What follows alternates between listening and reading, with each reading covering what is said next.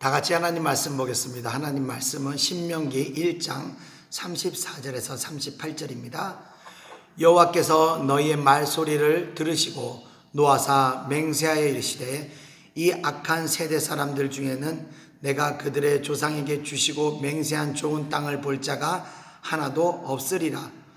오직 여분네의 아들 갈렙은 온전히 여호와께 순종하였은즉 그는 그것을 볼 것이요 그가 밟는 땅을 내가 그에게 그와 그의 자손에게 주리라 하시고 여호와께서 너희 때문에 내게도 진노하사 이르시되 너도 그리로 들어가지 못하리라. 내 앞에 서 있는 눈의 아들 여호수아는 그리로 들어갈 것이니 너는 그를 담대하게 하라. 그가 이스라엘에게 그 땅을 기업으로 차지하게 하리라. 아멘. 자, 오늘부터 주일 예배 때 이 신명기의 말씀으로 하나님 말씀을 증거하겠습니다. 자, 지난주에는요, 우리 대한민국의 그 운명을 결정짓는 그 국회의원 선거가 있었습니다. 선거날 아침에 여러분들이 눈치를 채셨는지 모르겠지만 그 선거의 결과에 대한 설교를 제가 드렸습니다. 민주당을 지지하시는 분들은요, 민주당이 대승을 거둬서 마음이 너무 기쁘시겠지만 반대로 이 통합당을 지지하셨던 분들께서는 많이 실망하셨을 것입니다. 자, 선거 결과에 대해서 이런저런 이야기들을 많이 하게 되는데 사실 이 결과는 이미 하나님께서 결정하시는 것입니다. 국회의원 선거뿐만이 아니라 이 나라의 모든 운명적인 어떤 선택은 모두 하나님의 뜻에 의해서 결정이 됩니다. 선거 결과를 통해서 우리는 하나님의 뜻에 우리가 집중을 해야 하는 것입니다. 그런 의미에서 제가 신명기를 선택해서 하나님 말씀을 전하면서 앞으로 이 나라의 운명을 하나님께서 어떻게 인도하실지 지켜보는 시간을 이제 앞으로 가지려고 합니다. 사실 지금 이 한반도의 역사가 지금 요동치고 있습니다. 미국과 중국과 그리고 남북한의 이 사이가 어떻게 진행될지 우리 한번 관찰하면서 하나님의 뜻이 어떻게 진행될지, 그리고 우리는 어떻게 또 무엇을 기도해야 할지를 한번 묵상하면서 말씀을 전하겠습니다. 자, 먼저 신명기의 뜻을 한번 살펴보면요, 제가 한자가 짧아가지고 처음에 신명기라 그러니까 신의 명령을 기록한 것이구나 이렇게 생각을 했는데 그 뜻이 아니더라고요. 이 사전을 찾아봤더니 신명기의 한자 뜻은 거듭할 신자에다가 목숨명 그리고 기록할 기입니다. 그래서 신명기의 뜻은 생명이 되는 말씀을 한 번 더 기록한 것이라고 볼 수 있는 것입니다. 신명기의 원어인 그 헬라어를 보면요, 헬라어의 뜻은 신명기를 어떤 뜻이냐면 두 번째 율법이라는 뜻을 가지고 있습니다.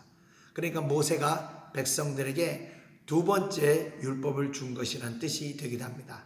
두 번째 율법을 준 게 아니고 정확히 말하면 첫 번째 율법을 다시 되풀이해서 준 게 되는 것을 말하는 겁니다. 자, 왜 신명기에 이런 의미가 주어졌는가 하면요, 이 말씀을 모세가 주었던 그 시대적 상황이 그 원인이 되기 때문입니다. 자, 그 원인은 뭐냐면 바로 이제 이스라엘 백성이 40년의 그 광야 세월을 거의 이제 마치고 있는 상황이었습니다. 그래서 이제 광야 생활을 마치고 가나안을 들어가게 되는 그 순간이었는데 이스라엘 백성은 그 출애굽할 때 그 놀라운 기적을 체험하고도 가나안 땅 목전에서 믿음이 약해져서 한마디로 기가 죽어가지고 하나님께서 주신 젖과 꿀이 흐르는 땅을 차지하지 못하게 됐습니다. 자, 하나님께서요, 영원할 수밖에 없었던 그 종의 신분에서 해방시켜줬던 하나님을 그 땅을 차지하지 못하게 됨으로 해서 그들은 하나님을 원망하게 됩니다. 그리고 그 죄로 인해서 40년의 광야 생활을 겪게 되면서 또 구름 기둥과 불 기둥을 쫓아 출애굽했던 사람들이 다 죽기까지 하나님께서는 이스라엘 백성에게 광야 세월을 살게 하셨습니다. 자, 그리고 이제 그 광야 생활이 끝나고 가나안으로 들어가기 직전에 모세가 이스라엘 백성에게 마지막으로, 모세 사라지기 전에 마지막으로 하나님 말씀을 이제 다시 한번 상기시키면서 절대로 하나님을 떠나지 말고 율법을 지키라고 당부하는 내용이 바로 신명기의 내용입니다. 자, 이 말씀을 기록하고 나서 모세는 이제 생을 마감하게 되는데, 모세가 그렇게 기록한 이유는 지금이야 이제 모세가 살아있고 모세의 강한 리더십을 가지고 백성들을 엄하게 이 율법을 지키도록 거룩하게 또 하나님만을 경외하도록 이끌고 있기 때문에 광야 생활하고 있지만 이끌고 있기 때문에 그들의 율법을 지키고 하나님을 두려워하며 경외하고 있지만, 이제 모세가 죽고 이들이 가나안으로 들어가게 되면 이 민족이 이제 배가 불러져 가지고 과거에 하나님을 온전히 섬기며 살았던 그 시절을 잊어버리고 우상 숭배를 하게 될 것이고 또 타락하게 될 것이며 율법을 가볍게 여기며 거역하게 될 것이고 온갖 악한 짓을 다 할 것이라는 것을 이미 모세가 보았기 때문에, 그래서 모세가 신명기 말씀을 이제 상기시키면서 율법을 다시 상기시키면서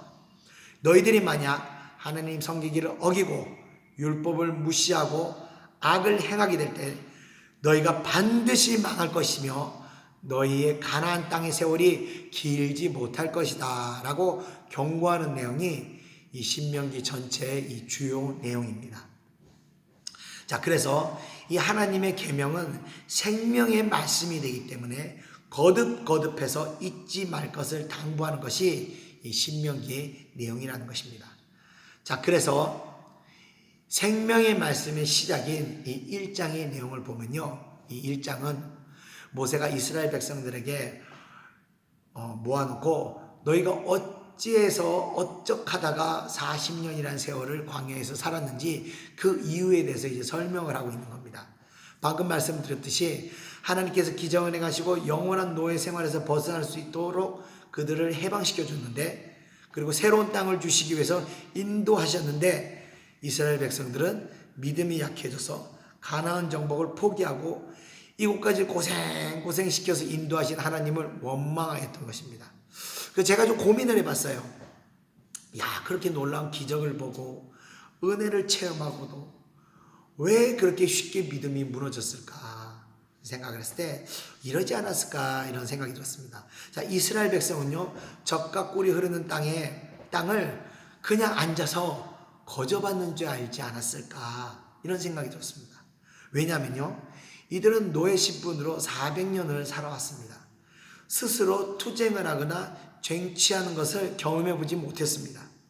그저 일 시키면 일하고 밥 주면 밥 먹고 이 수동적인 생활이 몸에 젖어 있었기 때문에 가나안을 젖과 꿀이 흐르는 땅을 준다 그랬을 때 그냥 거저주는 줄 알았는데, 막상 가나안을 와보니 이 땅은 싸워서 뺏어야 했기 때문에 이 가나안 사람들을 봤을 때 이 사람들은 너무 키도 크고 강한 모습이 보였고 성도 요새화되어 있는 성을 보는 순간 그들은 믿음이 무너져 버리고 기가 질려버린 거죠. 그런데 고생해서 여기까지 온 것이 억울해서 하나님을 원망하게 된 것이 아닌가 이런 생각이 들었습니다. 자, 이에 하나님께서 분노하셔가지고 그 분노하셔서 말씀하신 내용이 바로 오늘 본문의 내용입니다. 그래서 믿음이 없는 사람은요, 하나님의 약속을 받지 못합니다. 자, 하나님의 축복과 같은 기적의 역사는요, 그래서 영적 싸움으로 우리가 쟁취하는 겁니다. 믿음의 싸움으로 사탄 마귀가 가로막고 있는 것들을 빼앗아서 우리가 쟁취하는 것이 바로 이 영적 싸움이 되는 것입니다. 그래서 하나님께 집중하면서 믿음을 흔들게 하는 모든 생각들을 떨쳐버리고 믿음이 흔들리지 않을 때 우리가 땅의 형통함도 얻을 수 있는 것입니다. 자, 그런데 이스라엘 백성은요, 그 믿음의 시험에서 낙방해서 이제 40년의 광야 생활을 살게 되었습니다. 그런데 지금이라도, 근데 일부 사람들이 야, 우리가 지금이라도 믿음으로 싸워서 쟁취합시다 하면서 중간에 무기들을 들고 다시 가나안 땅의 산지로 올라가서 싸우려고 합니다. 자, 그때 모세가 기도하여 말하기를 가지 마라. 하나님께서 너에게 패배를 안겨주실 것이다 라고 했지만 그들은 그 말을 듣지 않고 쳐들어가서 전쟁을 하다가 패배하고 결국은 쫓겨와서 여호와 하나님 앞에서 울었다고 합니다. 자, 하나님 앞에서 울었지만 하나님께서는 그들의 말을, 기도를 듣지 않으셨다고 합니다. 자, 이 믿음에 어떤 문제가 있었을까요? 자, 처음에는 가라고 했지만 믿음이 약해서 못 갔습니다. 그랬다가 다시 믿음을 갖추고 갔는데 하나님께서 또 가지 말라고 하셨습니다. 하나님께서 믿음으로 가는 그들을 왜 가지 말라고 하셨을까요? 왜 이제라도 믿음을 가지고 가는 그들과 함께 하지 않으셨을까요? 왜냐하면 이들이 갖게 된 믿음은 하나님이 주신 믿음이 아니라 스스로 만들어낸 믿음이었기 때문에 그런 것입니다. 자, 믿음이라는 것은요, 반드시 스스로 만들어내는 것이 아니라 반드시 그 대상이 있는 겁니다. 누군가가 나에게 말을 했을 때 내가 그 말을 믿는 것입니다. 내 스스로 생각하고 저 사람이 아무 말도 하지 않았지만 저 사람이 이렇게 할 거야 하면서 스스로 그 믿음을 만들어내는 것은 자기 스스로를 속이게 되는 것입니다. 그건 믿음이 아닌 것입니다. 자, 그래서 믿음에는 대상이 있고 반드시 그 대상이 하는 말을 믿는 것입니다. 자, 근데 그 대상이 진실하시고 신실하신 하나님이시기 때문에 하나님께서 하라고 하실 때 그 말을 믿고 하는 것이 바로 순종이고 그럴 때 기적이 일어나는 것입니다. 그런데 이스라엘 백성이 가진 믿음은요, 하나님이 아무 말씀도 안 하셨지만 스스로 우리가 가면 하나님께서 함께 하실 거라고 스스로 믿고 갔다가 스스로 믿고 이제 무기를 들고 가는데 심지어는 하나님께서 야, 가지 마. 내가 너희와 함께 하지 않을 거야. 그랬지만 그랬음에도 불구하고 이들은 기어이 갔고 결국은 하나님 말도 듣지 않고 패배하게 된 것입니다. 자, 이 사건에서 너무나 중요한 어떤 신앙의 깨달음이 있습니다. 뭐냐면요, 모든 것은 때가 있다는 겁니다. 그때에 우리가 순종해야지 하나님 역사가 일어난 겁니다. 그러나 그 때가 지나면요, 하나님께서 역사하실 때까지 우리는 기도하면서 기다려야 하는 것입니다. 이스라엘 백성들에게는 다시 기다려야 하는 시간이 40년이 주어진 것입니다. 자, 이 때라는 것은요, 이스라엘 백성뿐 아니라 오늘날 우리들에게도 해당이 됩니다. 모든 것이 다 때가 있습니다. 그래서 기도하면서 하나님께서 행하라 명하실 그 때를 우리는 믿음으로 준비하면서 기다려야 하는 것입니다. 그리고 하나님이 행하라 하실 때 그거를 행할 수 있는 믿음이 준비되어 있어야 하는 겁니다. 그런데 보통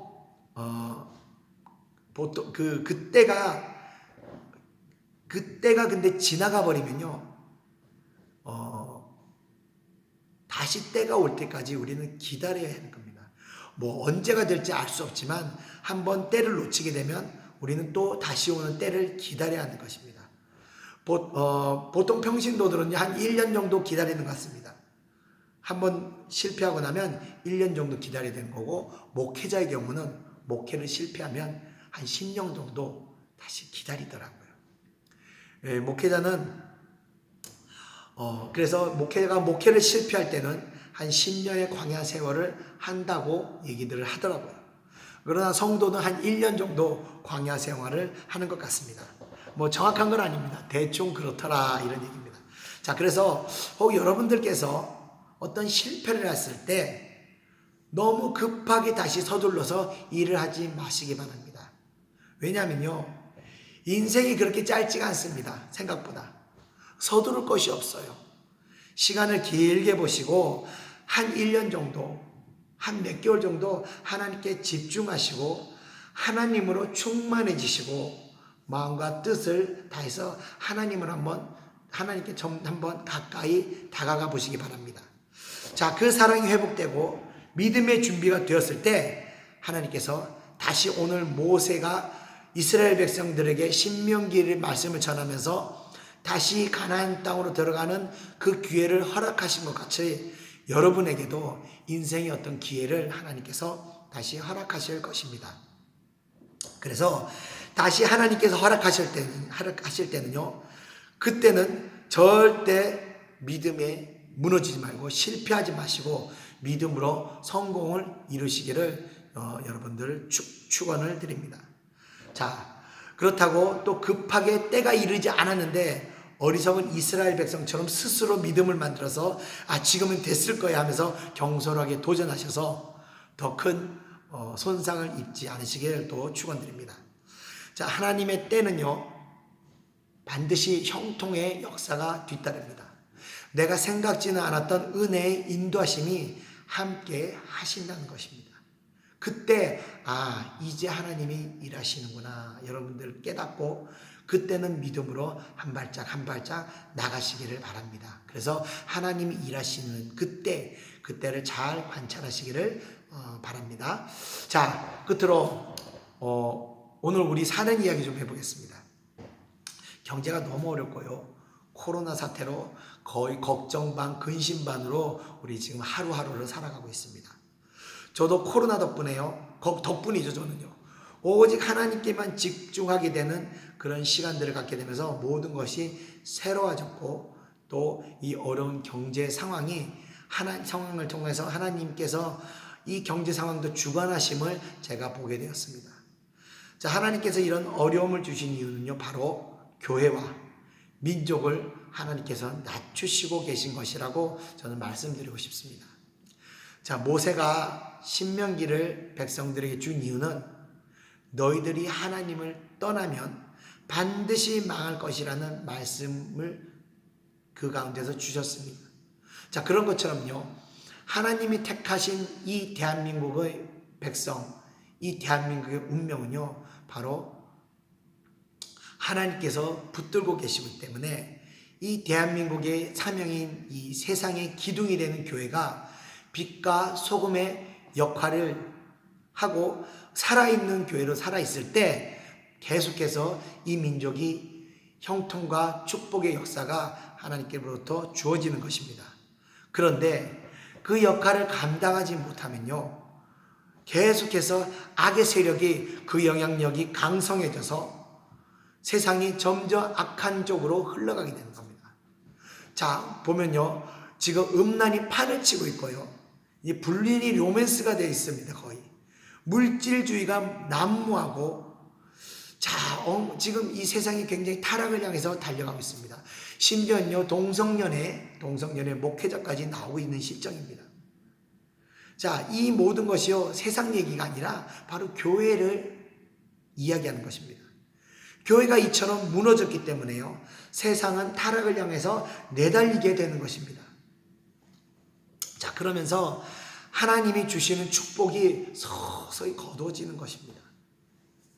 그래서 교회가 이 빛과 소금의 역할을 감당해야 하는데 도무지 그렇게 되지 못하고, 심지어는 이제 교회가 예배를 드리기 어려운 상황까지 이렇게 치닫게 된 게 아닌가 생각이 됩니다. 교회라는 것은요, 원래 누군가가 심판이 임한다고 회개하라 외치면요, 무조건 두려움과 떨림으로 회개하는 것이 사실 정상적인 교회의 모습인 것입니다. 그런데 그게 아니고 회개하라고 말하면 재수없다고 욕이나 하고 기분 나쁘다고 그런 소리 하지 말라고, 그런 것은요, 정상적인 교회의 모습이 아니라 심령이 죽어진 그런 굳어진 교회의 모습이 되는 것입니다. 예전에요, 한 9년에서 10년 전쯤에 아프리카의 어떤 흑인 목사님이 한국에 와서요, 한국에다가 회개하라고 외쳤습니다. 한국의 타락한 목회자들과 교회들 회개하라고 외쳤는데, 그때 그 얘기를 듣고는 한국의 어떤 큰 교회 목사님이 뭐라 그랬냐면요, 아니 하나님이 쓸 사람이 없어서 깜둥이를 쓰겠냐고 그렇게 무시한 적이 있었습니다. 바로 이게요, 죽은 교회의 모습이고 심령이 굳어진 이 목회자가 되는 것입니다. 자, 이렇게 어려운 때 우리는요, 당황하지 말고 두려워하지 말고 하나님께 오직 집중하면서 하나님께 할 수 있는 여러분의 회개를 다 하시기 바랍니다. 제가 예전에 우리 희진이 때문에 고통 가운데 있으면서 맨날 기도할 때 어떤 사모님이 편지를 하나 주시더라고요. 그러면서 그 편지에 뭐라고 써 있냐면, 이 아픔으로 인해서 하나님 앞에 할 수 있는 회개는 다 하라고 그러시더라고요. 써 있었습니다. 그래서 제가 그때 희진이 때문에 한 30몇 년 살아온 인생 가운데 회개할 수 있는 것은 다 회개했습니다. 하나님 이거 잘못했고 저거 잘못했고 저거 잘못했고 다 잘못했어요 이러면서 계속 회개했던 시절이 있었는데, 그런 것처럼 어려움이 주어질 때는요, 그 어려움 가운데서 우리가 할 수 있는 회개를 다 할 때 그 어려움이 여러분들에게 굉장히 큰 유익이 된다는 것을 믿으시면서 남은 시간 골방에서 각자 예배드리시면서 또 기도하실 때 여러분 마음 가운데 하나님께서 하나님 앞에 드릴 수 있는 게 다 하셔서 다시 하나님의 쓰임을 받을 때를 만나시기를, 그 때를 다시 하나님의 믿음으로 받으시기를 축원드리며 끝으로 우리 신명기 6장 5절 말씀을 읽고 마치겠습니다. 너는 마음을 다하고 뜻을 다하고 힘을 다하여 내 하나님 여호와를 사랑하라. 아멘. 우리 다 같이 잠깐 기도하겠습니다. 은혜와 사랑해 주님 감사합니다. 하나님, 정말 이 땅이 교회가 무너지고 아버지여 목회자들이 무너지고 있습니다. 하나님, 세상에 이 타락한 세상을 정화시켜 온 것이 교회의 몫이고 하나님 기독교인들의 몫인데, 하나님 이 기독교가 세상의 오염을 정화시키지 못하고 이제 세상의 오염에 교회가 물들어 버렸습니다. 교회도 같이 타락하고 무너져가고 있습니다.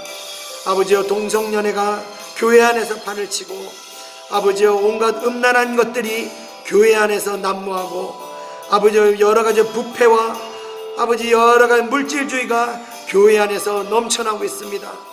너희는 오직 마음을 다하여 뜻을 다하여 목숨을 다하여 하나님을 사랑하라고 했지만, 교회가 사람을 사랑하고 물질을 사랑하고 아버지여 명예를 사랑하는 쪽에 우리 교회가 빠져버렸습니다. 아버지, 이 시간 아버지 비록 작은 교회지만 우리 예찬교회가 먼저 앞서서 하나님 앞에 회개 기도합니다. 아버지여, 이 나라의 교회와 이 나라의 목회자들을 대신해서 이 나라의 기독교인들을 대신해서 우리 예찬교회와 우리 예찬교회 성도들이 하나님 앞에 회개하고 기도하오니 아버지여, 우리를 용서하여 주시옵소서. 아버지, 이 땅의 교회들을 용서하여 주시옵소서. 이 땅의 성도들을 용서하여 주시옵소서.